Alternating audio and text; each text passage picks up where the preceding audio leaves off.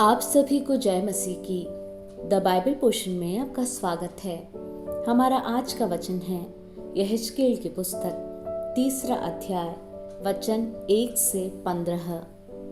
तब उसने मुझसे कहा, हे मनुष्य के संतान, जो तुझे मिला है उसे खा ले, अर्थात इस पुस्तक को खा, तब जाकर इस्राएल के घराने से बातें कर। इसलिए मैंने मुंह खोला और उसने वह पुस्तक मुझे खिला दी।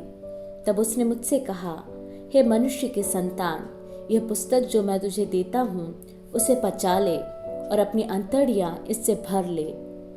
अतः मैंने उसे खा लिया और मेरे मुंह में वह मधु के तुल्य मीठी लगी।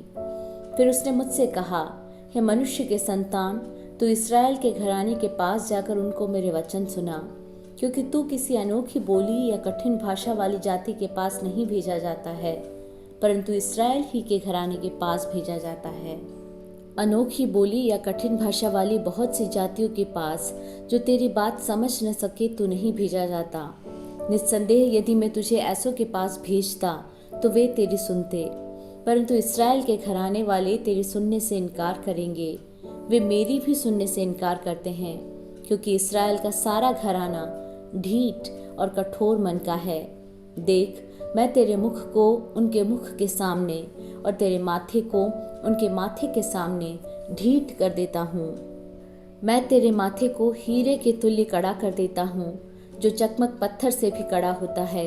इसलिए तू उनसे न डरना और न उनके मुंह देखकर तेरा मन कच्चा हो, क्योंकि वे विद्रोही घराने के हैं। फिर उसने मुझसे कहा, हे मनुष्य के संतान, जितने वचन मैं तुझसे कहूँ वे सब हृदय में रख और कानों से सुन, और उन बंदियों के पास जाकर जो तेरे जाति भाई हैं उनसे बातें करना और कहना, प्रभु यहोवा यूं कहता है, चाहे वे सुने या ना सुने।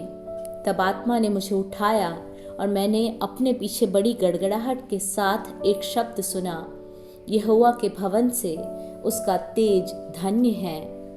और उसके साथ ही उन जीवधारियों के पंखों का शब्द जो एक दूसरे से लगते थे, और उनके संग के पहियों का शब्द, और एक बड़ी ही गड़गड़ाहट सुनाई पड़ी। तब आत्मा मुझे उठाकर ले गई और मैं कठिन दुख से भरा हुआ और मन में जलता हुआ चला गया।